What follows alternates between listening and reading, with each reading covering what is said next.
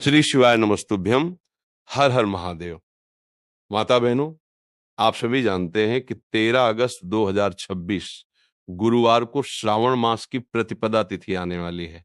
सावन महीने की ये गुरुवार प्रतिपदा धार्मिक दृष्टि से काफी महत्वपूर्ण मानी जा रही है, क्योंकि मान्यताओं के अनुसार इस दिन किया गया पूजन और उपाय सामान्य दिनों की अपेक्षा विशेष महत्व रखता है।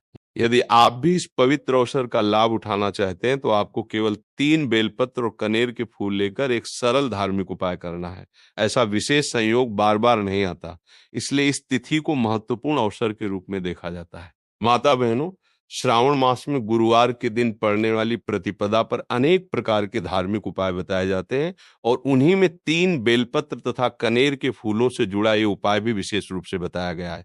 जिन लोगों ने पूरे वर्ष अब तक ये उपाय नहीं किया है, उनके लिए 13 अगस्त 2026 गुरुवार की ये श्रावण प्रतिपदा एक अच्छा अवसर मानी जा रही है। इसलिए यदि आपके लिए संभव हो तो इस दिन श्रद्धा और विश्वास के साथ बताए गए उपाय को जरूर करें। ध्यान रखें कि ये उपाय 13 अगस्त 2026 गुरुवार को पड़ने वाली श्रावण मास की प्रतिपदा तिथि पर ही करने की बात कही गई है। यदि सावन के अब तक के दिनों में आप ये उपाय नहीं कर पाए हैं, तब भी इस विशेष गुरुवार प्रतिपदा पर 3 बेलपत्र और कनेर के फूल वाला ये उपाय श्रद्धा पूर्वक किया जा सकता है और धार्मिक मान्यता के अनुसार शुभ फल की कामना की जाती है, जिसकी शायद आपने कभी कल्पना भी न की हो। इसलिए इस विशेष अवसर को बिना उपयोग किए न जाने दें और अपनी श्रद्धा के अनुसार एक बार ये उपाय जरूर कर सकते हैं। धार्मिक विश्वास के अनुसार सच्चे मन और श्रद्धा से किए गए ऐसे उपाय के माध्यम से व्यक्ति शुभ परिणाम की प्रार्थना कर सकता है।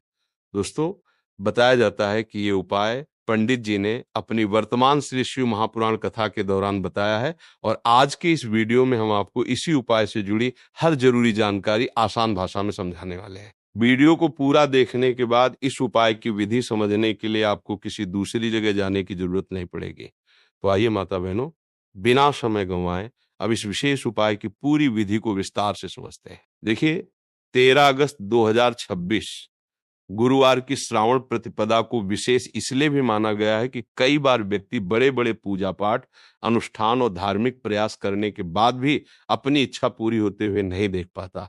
ऐसे में किसी विशेष तिथि और शुभ संयोग पर किया गया छोटा सा धार्मिक उपाय भी मनोकामना की पूर्ति के लिए प्रार्थना का माध्यम माना जाता है। इस उपाय को करने वाले अनेक लोगों द्वारा इससे लाभ मिलने की बातें भी बताई जाती हैं।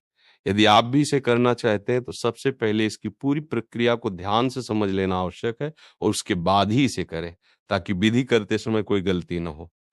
धार्मिक आस्था के अनुसार ये उपाय श्रद्धा पूर्वक शुभ फल की इच्छा से किया जाता है।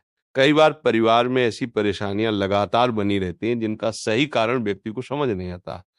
घर में तनाव बना रहता है, अशांति बढ़ती जाती है, दुखों का वातावरण रहता है या ऐसी समस्याएं बार-बार सामने आती हैं जिनका कोई स्पष्ट समाधान दिखाई नहीं देता।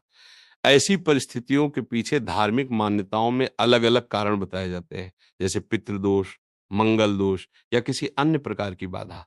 इसी वजह से विशेष तिथि पर बताए गए धार्मिक उपाय करने की परंपरा की बात कही जाती है। आखिर इस उपाय को इतना खास क्यों बताया जा रहा है? धार्मिक मान्यता ये कहती है कि जब कोई सामान्य पूजा या उपाय किसी विशेष दिन और विशेष तिथि के संयोग में किया जाता है, तो उस दिन के शुभ प्रभाव को भी उससे जोड़ा जाता है और व्यक्ति शीघ्र सकारात्मक परिणाम की आशा रखता है। इसी कारण इस उपाय को इस विशेष अवसर पर करने के लिए कहा जा रहा है। बोल तो आइए अब इसकी पूरी विधि को समझते हैं। लेकिन उससे पहले ये जानना भी जरूरी है कि इस उपाय को कौन कर सकता है, इसे किस समय करना उचित माना गया है और इसे किस स्थान पर पूरा करना चाहिए। इन सभी सवालों का उत्तर हम आगे क्रम से बताएंगे। उससे पहले यदि आप हमारे चैनल पर पहली बार आए हैं या आज पहली बार मेरी आवाज सुन रहे हैं, तो चैनल को सब्सक्राइब जरूर कर लें।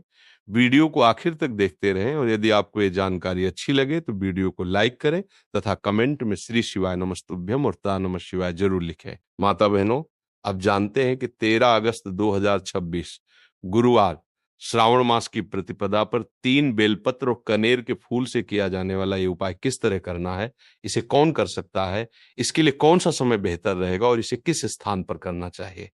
आपके इन सभी सवालों का जवाब आपको इसी वीडियो में मिलने वाला है।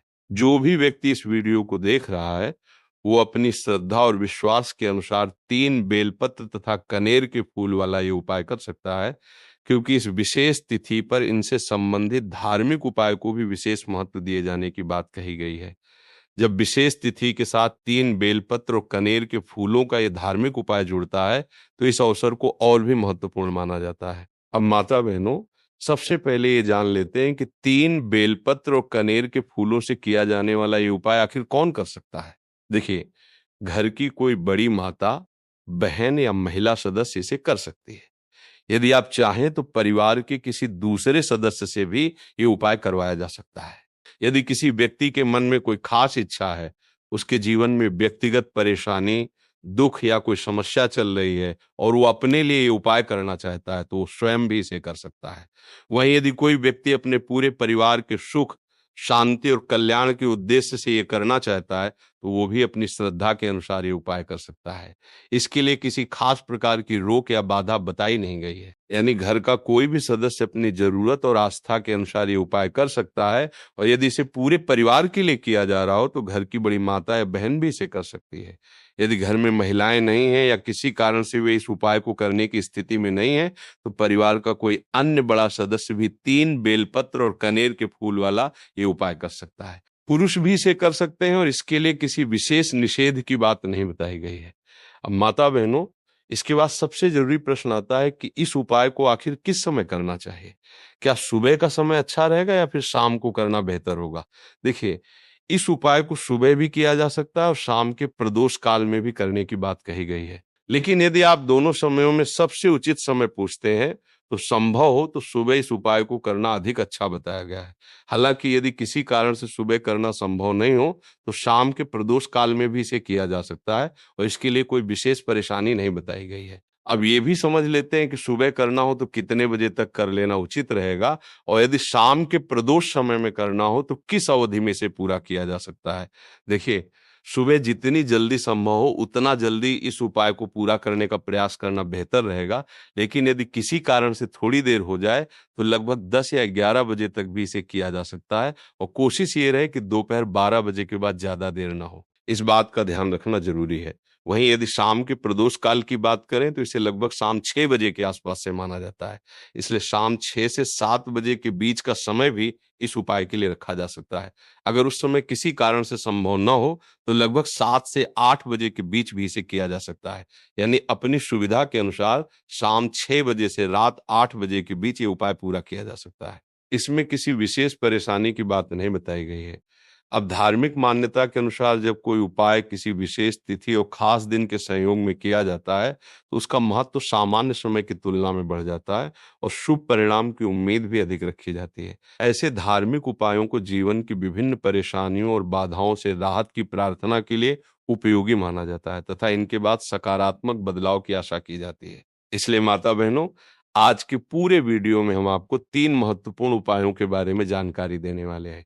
तो आइए अब सबसे पहले पहले उपाय को समझते हैं। यदि आपके जीवन में किसी शत्रु या विरोधी के कारण परेशानी चल रही है, कोई व्यक्ति बार-बार आपको परेशान करता है या आपके प्रति गलत भावना रखता है, तो 3 बेलपत्र और कनेर के फूलों से जुड़ा ये छोटा-सा उपाय बताया गया है। इसे इस प्रकार समझिए कि जो लोग लगातार आपके पीछे पड़े हुए हैं और अलग-अलग तरीकों से आपको परेशान करने की कोशिश करते हैं, उनकी नकारात्मकता से बचने की प्रार्थना के लिए ये उपाय श्रद्धा से किया जा सकता है। धार्मिक मान्यता के अनुसार इससे विरोधियों के प्रभाव को कम करने और उनकी नकारात्मक शक्ति से अपनी रक्षा की प्रार्थना की जाती है। शत्रु ऐसे लोग हो सकते हैं जो बार-बार दूसरे व्यक्ति को नुकसान पहुंचाने की कोशिश करते रहते हैं। उनकी इच्छा हो सकती है कि सामने वाले की आर्थिक स्थिति खराब हो, धन समाप्त हो, व्यापार में परेशानी आए, घर की हालत बिगड़े या कर्ज बढ़ता जाए। इस प्रकार की नकारात्मक सोच रखने वाले लोगों की वजह से व्यक्ति मानसिक रूप से परेशान हो सकता है। आपके विरोधी किसी भी स्थान पर हो सकते हैं और कई बार उन्हें पहचान पाना आसान नहीं होता, क्योंकि कुछ लोग सामने से बहुत अच्छे और अपने जैसे दिखाई देते हैं, लेकिन पीछे से नुकसान पहुंचाने की कोशिश करते हैं। वे आपके सामने मित्र की तरह व्यवहार कर सकते हैं, मगर पीठ पीछे ऐसे काम कर सकते हैं जिनसे आपके जीवन में परेशानी उत्पन्न हो। यदि आपके जीवन में बार-बार दुर्घटनाएं हो रही हैं, घर में लगातार झगड़े बढ़ रहे हैं, व्यापार अचानक नीचे चला गया है, नौकरी छूट गई है, कारोबार में नुकसान लगातार बढ़ रहा है या पूरी मेहनत करने के बाद भी स्थिति सुधरती नहीं दिखाई दे रही, तो ऐसी परिस्थितियों में लोग कई प्रकार के कारणों के बारे में सोचने लगते हैं। कुछ लोग ऐसी घटनाओं को विरोधियों की नकारात्मक सोच अथवा जादू टोने जैसी धार्मिक मान्यताओं से भी जोड़कर देखते हैं। ऐसी स्थिति में डरने या घबराने की आवश्यकता नहीं है। पारंपरिक धार्मिक विश्वास के अनुसार आप 3 बेलपत्र और कनेर के फूलों से संबंधित ये छोटा उपाय श्रद्धा पूर्वक कर सकते हैं। मान्यता यह है कि इससे विरोधियों के प्रभाव को कम करने और अनावश्यक बाधाओं से सुरक्षा की प्रार्थना की जाती है। जैसा कि हमने पहले भी बताया कि धार्मिक पूजा में बेलपत्र और कनेर के फूल का विशेष स्थान माना जाता है। इसी तरह लौंग का प्रयोग भी अनेक पूजा पद्धतियों और धार्मिक अनुष्ठानों में किया जाता है तथा इसे देवी देवताओं की आराधना से जोड़ा जाता है। आपने कई जगह माता की पूजा और मां लक्ष्मी की आराधना के दौरान भी लौंग का इस्तेमाल देखा होगा। भोग और पूजन सामग्री में भी इसका उपयोग किया जाता है। लौंग से जुड़े कई पारंपरिक उपायों का भी उल्लेख मिलता है और लोग इनके माध्यम से अपनी परेशानियों से राहत की प्रार्थना करते हैं। यदि आपने इस विशेष गुरुवार प्रतिपदा के अवसर पर 3 बेलपत्र और कनेर के फूल वाला ये उपाय श्रद्धा से कर लिया, तो मान्यता के अनुसार आपके विरोधी आपके खिलाफ कोई गलत कदम उठाने से पहले कई बार सोच सकते हैं। ये उपाय उन लोगों के लिए भी बताया जाता है जिन्हें किसी छिपे हुए विरोधी से परेशानी है और उन लोगों के लिए भी जो खुले रूप से नुकसान पहुंचाने की कोशिश करते हैं। यदि कोई व्यक्ति आपके या आपके परिवार के लिए समस्या खड़ी करने का प्रयास कर रहा है, तो भी आप अपनी श्रद्धा के अनुसार ये उपाय कर सकते हैं। इसके अतिरिक्त इसे दूसरे दिनों में भी करने की बात कही गई है। इसे महिला और पुरुष दोनों कर सकते हैं। इसी प्रकार यदि आपको ऐसा लगता है कि आपके घर, व्यापार या परिवार के किसी सदस्य के जीवन में किसी तरह की नकारात्मक रुकावट बनी हुई है, व्यापार में बार-बार अड़चन आ रही है या कोई व्यक्ति बहुत मेहनत करने के बाद भी सफलता प्राप्त नहीं कर पा रहा है, तो ऐसी स्थिति में लोग अलग-अलग संभावित कारणों पर विचार करते हैं। कई बार व्यक्ति पूरी मेहनत करता है लेकिन उसके प्रयास के अनुसार उसे परिणाम नहीं मिलता, जबकि उससे पीछे रहने वाले लोग आगे निकल जाते हैं और वो वहीं रुका हुआ महसूस करता है। ऐसी परिस्थिति में व्यक्ति अपने विरोधियों की ईर्ष्या अथवा नकारात्मक भावना को भी एक कारण के रूप में देखने लगता है। देखिए, आज के समय में आपकी सफलता देखकर हर व्यक्ति प्रसन्न हो, ऐसा जरूरी नहीं है। यदि आप आगे बढ़ रहे हैं, व्यापार अच्छा चल रहा है या कारोबार में लाभ हो रहा है, तो बहुत से लोग आपकी खुशी में खुश होंगे। लेकिन सभी लोगों की सोच एक जैसी नहीं होती। कुछ लोगों को दूसरों की तरक्की, धन और सफलता देखकर ईर्ष्या होने लगती है। यही ईर्ष्या धीरे-धीरे मन में नाराजगी और विरोध का रूप ले सकती है और व्यक्ति सोचने लगता है कि सामने वाले को किस तरह पीछे किया जाए, उसे कैसे नीचे गिराया जाए या उसके धन और व्यापार को किस प्रकार नुकसान पहुंचाया जाए। ऐसी नकारात्मक भावना रखने वाले व्यक्ति को शत्रु माना जाता है। लेकिन माता-बहनों, आपके विरोधी कितने भी शक्तिशाली या प्रभावशाली क्यों न हो, उनके पास चाहे जितनी भी ताकत क्यों न हो और उन्होंने आपके घर, व्यापार या जीवन में परेशानी पैदा करने के लिए कितनी भी कोशिश क्यों न की हो, आप इस उपाय के माध्यम से महादेव से अपनी रक्षा तथा सभी बाधाओं को दूर करने की प्रार्थना कर सकते हैं।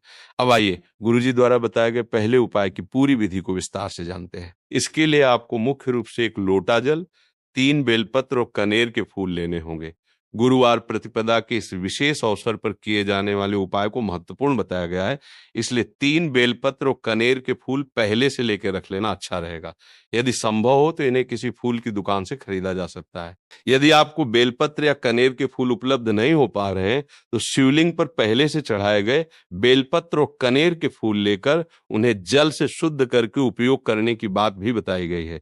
जिस जल को आपको लेना है उसे तांबे के पात्र में रखें और घर के रसोई घर से लेकर निकलें। इस तरह आपके पास मुख्य रूप से यही 2 सामग्री होंगी और इन्हें लेकर आपको शिवालय जाना है।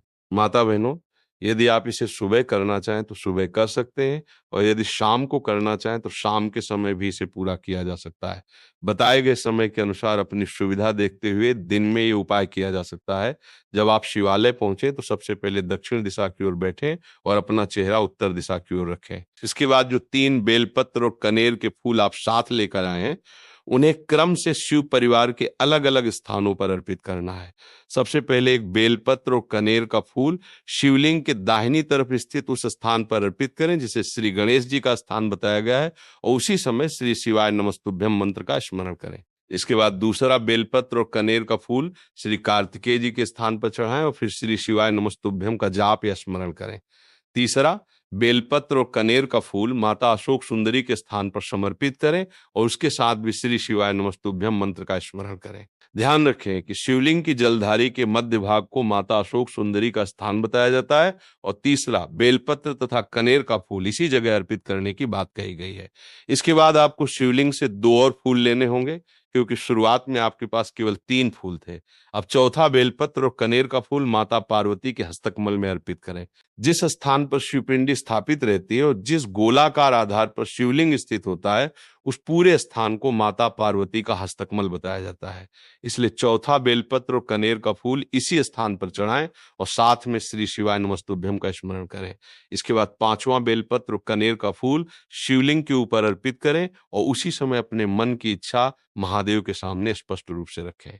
ये विशेष रूप से उन लोगों के लिए बताया गया है जिनकी कोई मनोकामना लंबे समय से पूरी नहीं हो रही है और जो पहले भी कई धार्मिक उपाय या प्रयास कर चुके हैं। ऐसे लोग इस विशेष गुरुवार प्रतिपदा पर श्रद्धा के साथ ये उपाय कर सकते हैं। पांचवां फूल शिवलिंग पर रखते समय अपनी इच्छा मन ही मन महादेव को बताएं और फिर उसे भगवान शिव को समर्पित कर दें। यदि आपको शिव परिवार के अलग अलग स्थानों की जानकारी नहीं है तो परेशान होने की जरूरत नहीं है, क्योंकि वीडियो में स्क्रीन पर एक चित्र दिखाया जाएगा जिसमें शिव परिवार और उनके स्थानों को समझाया जाएगा। उस चित्र के माध्यम से आपको यह भी पता चलेगा कि श्री गणेश जी का स्थान कहाँ है, श्री कार्तिकेय जी किस दिशा में है और माता अशोक सुंदरी का स्थान किस जगह माना गया है। स्क्रीन पर जिस क्रम और स्थान को दिखाया जाए उसी के अनुसार फूल चढ़ाते जाएं। इसके बाद तांबे के पात्र में लाए गए जल का प्रयोग करना है। सबसे पहले थोड़ा जल श्री गणेश जी के स्थान पर अर्पित करें और श्री शिवाय नमस्तुभ्यम का स्मरण करें। इसके बाद थोड़ा जल श्री कार्तिकेय जी के स्थान पर चढ़ाएं और मंत्र का स्मरण करें। फिर कुछ जल माता अशोक सुंदरी के स्थान पर अर्पित करें और श्री शिवाय नमस्तुभ्यम का स्मरण करें। इसके बाद थोड़ा जल माता पार्वती के हस्तकमल में चढ़ाएं और मंत्र का स्मरण करें। अब अंत में जो जल बचा है उसे धीरे धीरे पूरा शिवलिंग पर अर्पित करते जाएं और साथ साथ श्री शिवाय नमस्तुभ्यम मंत्र का कम से कम 21 बार जाप या स्मरण करें। शिवलिंग पर जल चढ़ाते समय कम से कम 21 बार इस मंत्र का स्मरण अवश्य करने की बात कही गई है। धार्मिक मान्यता के अनुसार जो व्यक्ति इस विशेष गुरुवार प्रतिपदा पर श्रद्धा और विधि पूर्वक ये उपाय करता है, उसके लिए महादेव की कृपा से मनोकामना शीघ्र पूरी होने की प्रार्थना की जाती है। इसलिए माता बहनों, इस पवित्र अवसर पर बताए गए उपाय को अपनी श्रद्धा के अनुसार जरूर करें और अपनी भावना भोलेनाथ के चरणों में अर्पित कर दें। माता बहनों, जब आप इस उपाय को पूरी आस्था और विश्वास के साथ पूरा कर लें तो इसके बाद भी कुछ छोटी छोटी लेकिन महत्वपूर्ण बातों को ध्यान में रखना चाहिए, क्योंकि किसी भी धार्मिक उपाय का महत्व केवल पूजा सामग्री अर्पित कर देने तक सीमित नहीं माना जाता। उसमें आपकी श्रद्धा, भावना और मन की शुद्धता भी महत्वपूर्ण होती है। जब महादेव के सामने अपनी मनोकामना रखें तो मन को शांत रखें और किसी के प्रति द्वेष, क्रोध या बुराई का भाव न रखें। भगवान शिव से अपने जीवन में सुख, शांति, समृद्धि और सही मार्ग की प्रार्थना करें। यदि कोई विशेष समस्या आपके सामने है तो उसे सरल शब्दों में भोलेनाथ को बता दें और फिर उस चिंता को उनके चरणों में सौंप दें। उसी चिंता को बार बार मन में रखकर परेशान होने के बजाय ये विश्वास रखें कि आपने अपनी बात अपने आराध्य तक पहुंचा दी है। माता बहनों, यदि संभव हो तो उपाय पूरा करने के बाद कुछ समय मंदिर में शांत बैठकर भगवान शिव का ध्यान करें। आंखें बंद करके कुछ मिनट नमः शिवाय का स्मरण करें और मन को स्थिर करने का प्रयास करें। इसके बाद महादेव को प्रणाम करके अपने परिवार के सुख और शांति के लिए प्रार्थना करें। एक और बात ध्यान रखें कि पूजा करते समय किसी दूसरे व्यक्ति के नुकसान की इच्छा करना उचित नहीं माना जाता। यदि आपके जीवन में कोई विरोधी है तो उसके लिए भी यही प्रार्थना करें कि वो आपके जीवन में बाधा न बने और आपके बीच मौजूद नकारात्मकता समाप्त हो। महादेव को करुणा और कल्याण का स्वरूप माना जाता है, इसलिए अपनी प्रार्थना को सकारात्मक रखना ही उचित है। माता बहनों, यदि आपकी मनोकामना धन से जुड़ी हुई है तो केवल अधिक धन पाने की इच्छा रखने के बजाय अपने कर्मों में सफलता, अच्छे अवसर और परिवार की आर्थिक स्थिति मजबूत होने की प्रार्थना करें। यदि समस्या नौकरी या व्यापार से संबंधित है तो महादेव से सही निर्णय लेने की बुद्धि, धैर्य और अवसर पहचानने की क्षमता मांगें।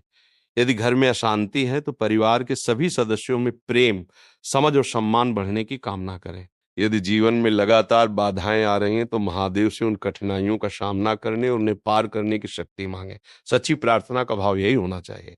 माता बहनों, एक और जरूरी बात हमेशा याद रखें कि किसी धार्मिक उपाय के बाद यदि तुरंत कोई परिणाम दिखाई न दे तो निराश नहीं होना चाहिए। धार्मिक आस्था में धैर्य को बहुत बड़ा स्थान दिया गया है। आपने अपनी तरफ से जो करना था वो श्रद्धा के साथ कर दिया। अब अपने कर्मों को भी सही दिशा में लगातार आगे बढ़ाते रहना चाहिए। केवल उपाय करके अपनी बाकी जिम्मेदारियों को छोड़ देना उचित नहीं है। यदि व्यापार में परेशानी है तो उसे सुधारने के लिए मेहनत करनी होगी। नौकरी की समस्या है तो नए अवसर खोजने होंगे, और परिवार में विवाद है तो प्रेम तथा समझदारी से बातचीत करके समाधान निकालने की कोशिश करनी होगी। महादेव की भक्ति केवल प्रार्थना करना नहीं सिखाती, बल्कि कठिन परिस्थितियों में अच्छे कर्म करते रहने की प्रेरणा भी देती है। इसलिए इस उपाय को सकारात्मक सोच और सही कर्मों के साथ अपनाएं। माता बहनों, यदि आपके परिवार में छोटे बच्चे, बुजुर्ग या अन्य सदस्य हैं, तो उनके सुख, शांति और अच्छे स्वास्थ्य के लिए भी महादेव से प्रार्थना करें। घर के पूजा स्थान पर रोज सुबह या शाम कुछ समय भगवान शिव का स्मरण करने की आदत बना सकते हैं। यदि संभव हो तो दीपक जलाकर कुछ मिनट टा नमः शिवाय का जाप करें। इससे मन को शांति मिल सकती है और भीतर सकारात्मक भाव उत्पन्न हो सकते हैं। सावन का महीना भगवान शिव की आराधना के लिए विशेष माना जाता है, इसलिए पूरे महीने जितना संभव हो सके उतना सरल और सात्विक जीवन जीने का प्रयास करें। किसी जरूरतमंद की सहायता करें, भूखे व्यक्ति को भोजन कराएं, पशु पक्षियों के लिए दाना पानी रखें और अपनी क्षमता के अनुसार दान पुण्य करें। केवल मंदिर जाकर पूजा करना ही धर्म का पूरा स्वरूप नहीं है, बल्कि किसी जरूरतमंद के चेहरे पर खुशी लाना भी पुण्य का कार्य माना जाता है। माता बहनों, यदि आप ये उपाय कर रहे हैं तो इसे किसी दिखावे के लिए बिल्कुल न करें। किसी दूसरे व्यक्ति को ये बताने या साबित करने के लिए न करें कि आपने कितना बड़ा उपाय किया है। इसे केवल अपनी श्रद्धा, विश्वास और भावना के साथ करें। मन जितना शांत रहेगा, पूजा में ध्यान उतना ही अच्छे से लग पाएगा। महादेव के सामने अपनी बात रखने के लिए किसी कठिन शब्दावली की आवश्यकता नहीं है। आप अपने हृदय में जो है उसे साधारण शब्दों में भी भगवान के सामने कह सकते हैं, क्योंकि भगवान के सामने शब्दों से अधिक भावना का महत्व माना जाता है। इसलिए अपने मन की बात सहजता से रखें और अंत में आप ये प्रार्थना कर सकते हैं कि हे महादेव, यदि मेरी इच्छा मेरे और मेरे परिवार के हित में है तो उसे पूर्ण करने की कृपा करें, और यदि इसमें मेरे लिए भलाई नहीं है तो मुझे सही मार्ग दिखाने की कृपा करें। माता बहनों, ऐसी प्रार्थना मन को हल्का करने के साथ परिस्थितियों को धैर्यपूर्वक स्वीकार करने की शक्ति भी दे सकती है। इसके साथ अपने जीवन में कुछ अच्छी आदतों को भी अपनाएं। अपने क्रोध पर नियंत्रण रखने का प्रयास करें, किसी का अपमान न करें, झूठ और छल कपट से दूर रहें तथा माता पिता और बुजुर्गों का सम्मान करें। यदि किसी से गलती हो गई है तो संभव हो तो उसे माफ करें, और यदि आपकी वजह से किसी व्यक्ति को दुख पहुंचा है तो अपनी गलती स्वीकार करके उसे सुधारने का प्रयास करें, क्योंकि भगवान शिव की भक्ति का अर्थ केवल पूजा की विधि सीख लेना नहीं है, बल्कि अपने आचरण, व्यवहार और कर्मों को भी बेहतर बनाना है। माता बहनों, आज आपने 3 बेलपत्र और कनेर के फूल से जुड़े जिस उपाय के बारे में जाना है, उसे श्रद्धा के साथ जरूर करें, लेकिन साथ ही अपने कर्मों को मजबूत बनाए रखें। मेहनत करते रहें, अपने परिवार का ध्यान रखें और किसी भी परिस्थिति में आशा को खत्म न होने दें। जीवन की कठिनाइयां कितनी भी बड़ी क्यों न हो, धैर्य और विश्वास के साथ आगे बढ़ते रहें। जब मन बहुत परेशान हो जाए तो कुछ समय भगवान शिव का स्मरण करके स्वयं को शांत करने का प्रयास करें। याद रखिए, रात चाहे कितनी भी लंबी क्यों न हो, उसके बाद सुबह का उजाला जरूर आता है। उसी तरह जीवन की मुश्किल परिस्थितियां भी हमेशा एक जैसी नहीं रहती। समय बदलता है और परिस्थितियां भी बदलती हैं। इसलिए माता बहनों, इस पवित्र श्रावण अवसर पर महादेव से यही प्रार्थना करें कि आपके घर में सुख और शांति बनी रहे, परिवार के सभी सदस्यों के बीच प्रेम और अपनापन बना रहे, आपके अच्छे कार्य सफल हों और जीवन की परेशानियां धीरे धीरे दूर होती जाएं। यदि आपके मन में कोई विशेष इच्छा है तो उसे महादेव के चरणों में अर्पित कर दें, और उसके बाद अपनी तरफ से ईमानदारी, धैर्य और पूरी मेहनत के साथ प्रयास करते रहें। हर हर महादेव। जय नमः शिवाय। जय भोलेनाथ। यदि आपको आज की ये जानकारी उपयोगी लगी हो तो इसे अपने परिवार और उन लोगों तक जरूर पहुंचाएं जो भगवान शिव में आस्था रखते हैं और सावन के इस पवित्र अवसर का लाभ लेना चाहते हैं। हो सकता है आपके द्वारा साझा की गई ये जानकारी किसी व्यक्ति के मन में श्रद्धा जगाए, किसी परेशान व्यक्ति को मानसिक शांति दे या किसी को अच्छे कर्म करने के लिए प्रेरित करे। अंत में महादेव से हमारी यही प्रार्थना है कि जो भी भक्त सच्चे हृदय से भगवान शिव का स्मरण कर रहा है, उसके परिवार में सुख, शांति, संतोष और प्रेम बना रहे तथा भोलेनाथ की कृपा उसके ऊपर हमेशा बनी रहे। माता बहनों, अब इसी उपाय से जुड़ी एक ऐसी कथा भी सुनते हैं जिससे आपको समझने में सहायता मिलेगी कि लोग ऐसे धार्मिक उपायों को इतनी श्रद्धा और विश्वास के साथ क्यों करते हैं। ये कहानी एक ऐसे भक्त की है जो लंबे समय से अपने जीवन में लगातार एक के बाद एक कठिनाइयों का सामना कर रहा था। उसके घर की स्थिति पहले बिल्कुल सामान्य थी, लेकिन अचानक उसकी जिंदगी में कई समस्याएं एक साथ आने लगीं। उसका छोटा व्यापार कभी ठीक चल रहा था, लेकिन धीरे धीरे ग्राहक कम होने लगे, काम घटने लगा और जितनी मेहनत वो करता था उसके अनुरूप उसे फल नहीं मिल रहा था। परिवार में भी छोटी छोटी बातों पर मतभेद बढ़ने लगे और घर के सभी सदस्य मानसिक तनाव में रहने लगे। वो भक्त दिन रात इसी सोच में डूबा रहता था कि आखिर उसकी जिंदगी में अचानक ऐसी परिस्थितियां क्यों पैदा हो गईं। उसने मेहनत करने में कोई कमी नहीं छोड़ी, कई लोगों से सलाह ली और पूजा पाठ भी किया, फिर भी उसका मन शांत नहीं हो पा रहा था। एक दिन उसकी मुलाकात एक वृद्ध संत से हुई। उसने अपने जीवन की सारी परेशानियां उस संत को बताई। संत ने उसकी बात ध्यानपूर्वक सुनी और उससे कहा कि सबसे पहले अपने मन से भय को दूर करो और किसी के प्रति मन में बुरा भाव मत रखो। इसके बाद संत ने उसे भगवान शिव की आराधना करने और श्रावण मास की विशेष तिथि पर 3 बेलपत्र तथा कनेर के फूल वाला उपाय श्रद्धा से करने की सलाह दी। उस भक्त ने संत के बताए उपाय को केवल अपनी समस्या समाप्त करने का साधन नहीं माना, बल्कि उसे महादेव के प्रति अपनी श्रद्धा और विश्वास व्यक्त करने का माध्यम समझा।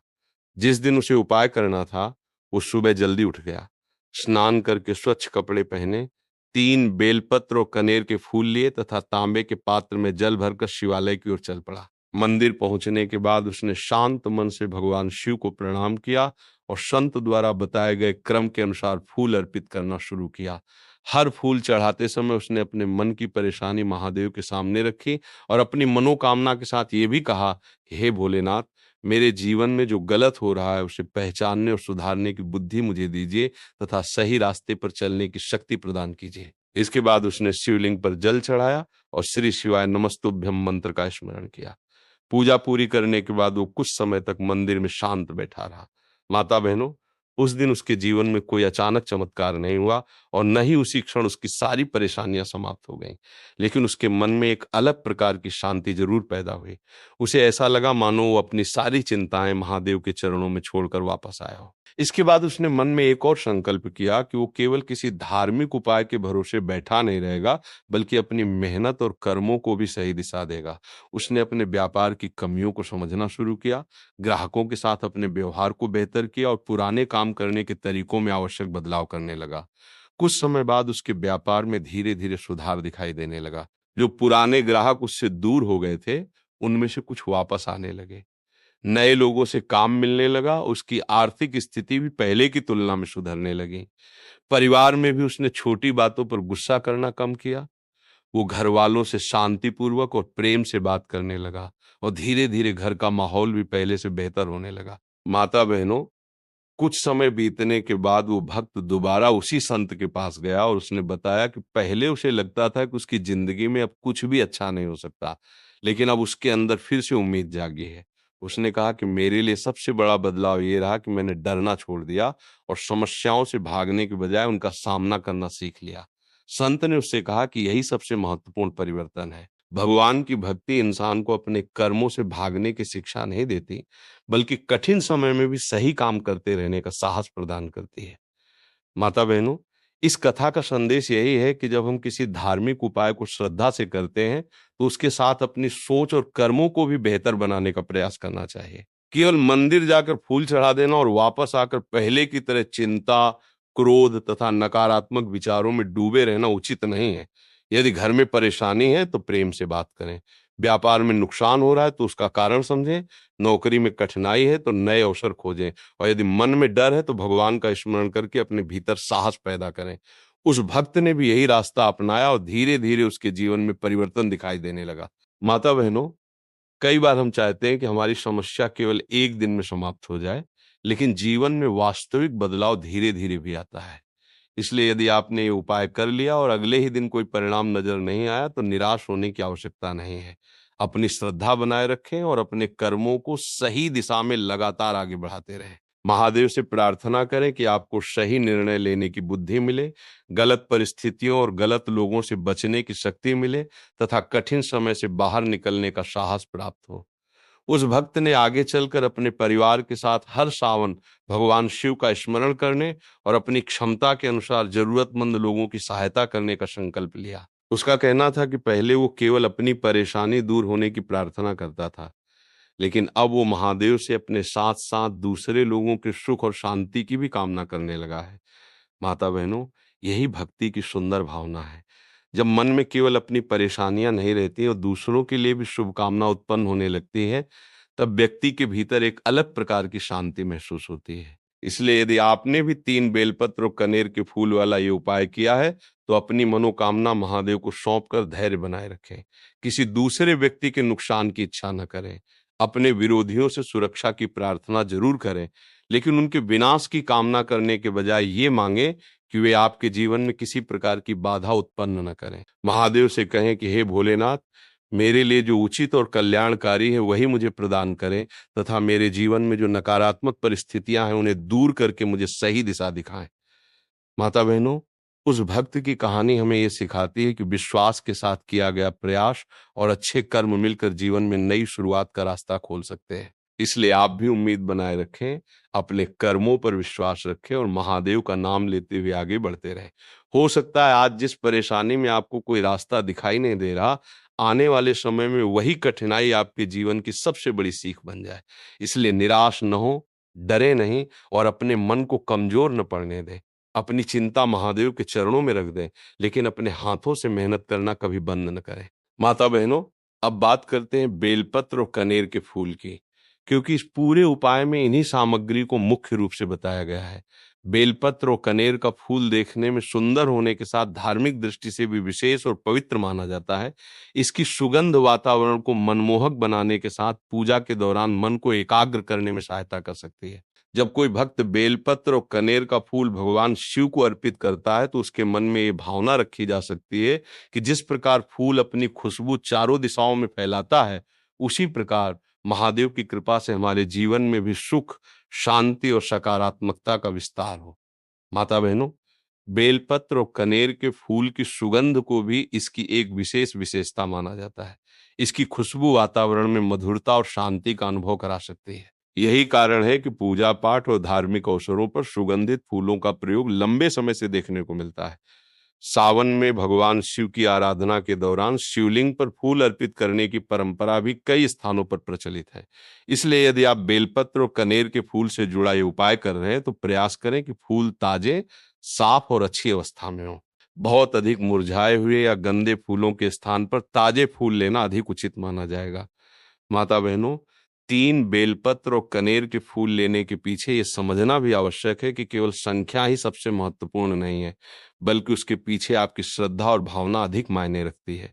फूल को सिर्फ पूजा की सामग्री मानकर जल्दी जल्दी चढ़ाने के बजाय जब उसे अपने हाथ में लें, तो कुछ पल महादेव का स्मरण करें और अपने मन को शांत करें। इसके बाद श्रद्धा के साथ उसे अर्पित करें। बेलपत्र और कनेर का फूल भगवान शिव को चढ़ाते समय मन में अपनी शुभ इच्छा रख सकते हैं। यदि परिवार में आर्थिक परेशानी है, तो स्थिरता और अच्छे अवसर की प्रार्थना करें। यदि घर में तनाव है, तो परिवार में प्रेम और शांति बढ़ने की कामना करें। यदि मन किसी चिंता से परेशान है, तो उस चिंता से बाहर आने की शक्ति महादेव से मांगे। माता बहनों, बेलपत्र और कनेर के फूल को केवल किसी एक खास मनोकामना तक सीमित नहीं माना जाना चाहिए। भक्त अपनी आवश्यकता और आस्था के अनुसार इन्हें भगवान को समर्पित कर सकता है। किसी के लिए ये सुख शांति की प्रार्थना का माध्यम हो सकता है, किसी के लिए परिवार के मंगल की कामना का साधन और किसी अन्य व्यक्ति के लिए अपने मन की बात महादेव के सामने रखने का सरल माध्यम। इसी कारण फूल को श्रद्धा से अर्पित करना महत्वपूर्ण माना जाता है।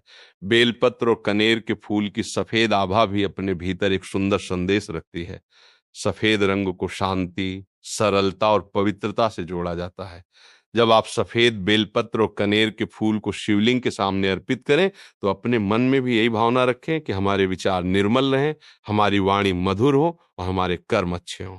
माता बहनों, यदि आप बाजार से बेलपत्र और कनेर के फूल खरीद कर ला रहे हैं, तो खरीदते समय ये जरूर देखें कि फूल ताजे हों और उनमें किसी तरह की खराब गंध या बहुत ज्यादा मुरझापन न हो। पूजा के फूलों को साफ स्थान पर रखें और उन्हें इधर उधर जमीन पर न डालें। यदि आपको फूल पहले से लेकर रखने हैं, तो ऐसी जगह रखें जहां वे ज्यादा जल्दी खराब न हो और उनकी ताजगी बनी रहे। पूजा के समय फूल को हाथ में लेकर भगवान शिव का स्मरण करें और फिर श्रद्धा पूर्वक उन्हें अर्पित करें। बेलपत्र और कनेर के फूल की सुगंध से पूजा का वातावरण भी मन को अच्छा लग सकता है। जब सामने दीपक जल रहा हो, धूप की सुगंध वातावरण में फैल रही हो और भगवान शिव का स्वरूप सामने हो, तब फूलों की खुशबू पूजा में मन लगाने में सहायता कर सकती है। माता बहनों, यदि आपके पास 3 बेलपत्र और कनेर के फूल हैं, तो केवल गिनती पूरी करने के लिए उन्हें अर्पित न करें, बल्कि हर फूल के साथ एक शुभ भावना भी रखें।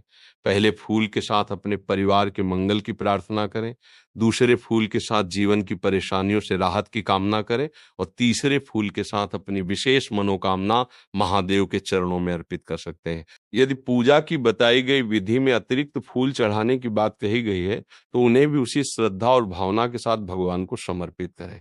इस प्रकार फूल अर्पित करना केवल पूजा की एक क्रिया नहीं रह जाता, बल्कि ध्यान, विश्वास और प्रार्थना का माध्यम भी बन सकता है। माता बहनों, बेलपत्र और कनेर के फूल के संबंध में ये बात भी याद रखें कि पूजा में किसी प्रकार के दिखावे की आवश्यकता नहीं है।